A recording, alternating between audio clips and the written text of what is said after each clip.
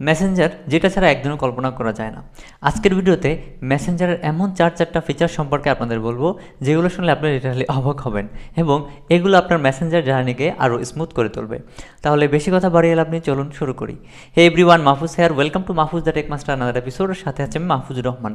তাহলে আজকের ভিডিওতে আমরা জানতে চলেছি মেসেঞ্জারের 4টি অ্যামেজিং ফিচার যেগুলো আপনার মেসেঞ্জারের জার্নিকে স্মুথ করে তুলতে যথেষ্ট। তাহলে চলুন শুরু করা যাক। আমাদের নাম্বার 1 ফিচার হচ্ছে ওয়ান ভিউ।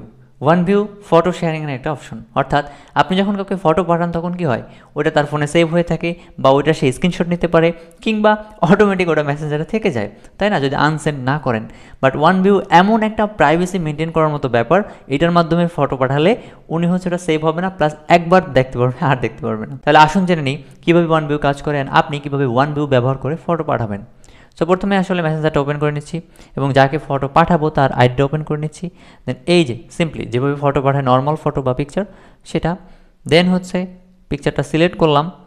দেন এই যে এডিট বলে একটা অপশন আছে, এডিটে যাব। দেন এই যে ওয়ান লেখা আছে, এটা হচ্ছে অফ আছে, আপনি যদি এটাকে অন করে দেন সেক্ষেত্রে ভিউ ওয়ান্স লেখা আসছে। দেন এটা সিস্টেম আমাদের কাজ হয়ে গেছে, দেন সেন্ড। ব্যাস।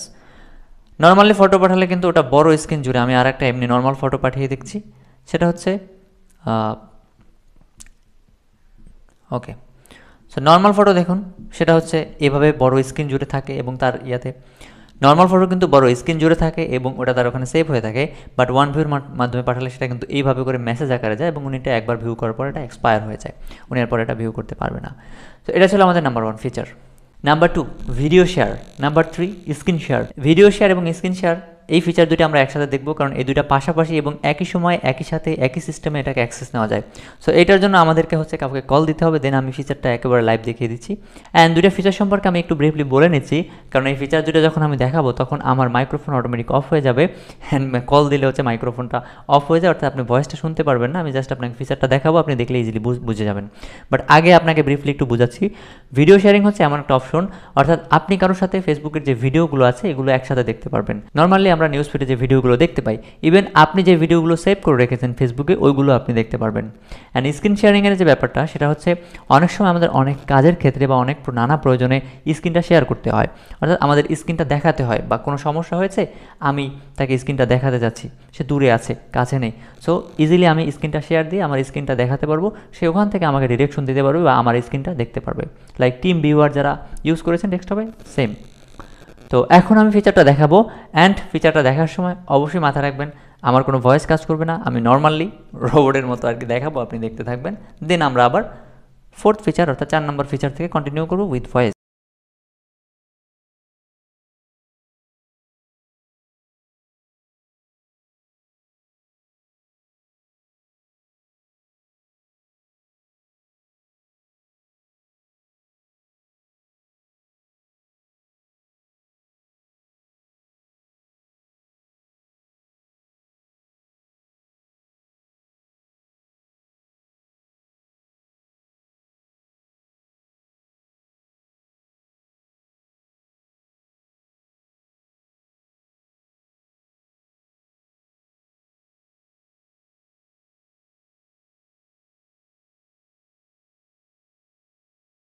ওকে, আমরা 3 নম্বর ফিচারটাও দেখলাম, যেটা খুব সহজে স্ক্রিন শেয়ার করতে পারবেন, অ্যান্ড আদার পারসন অর্থাৎ দূরে যে আছে বা অপোজিট পাশে যে আছে, যাকে আপনি কলে রেখেছেন তার সাথে ইজিলি আপনি স্ক্রিনটা শেয়ার করতে পারতেছেন, অ্যান্ড আপনার স্ক্রিন সে দেখতে পারতেছেন। আপনি যদি স্ক্রিন তাকে কিছু দেখাতে চান বা কোনো কাজ করে থাকেন সেক্ষেত্রে ওখান থেকে সে আপনাকে ডিরেকশন দিতে পারবে যে না আপনি এইভাবে এইভাবে করুন, ওইভাবে করুন, এখানে যান এখানে যান, এই তো। সো ওভারঅল এটা।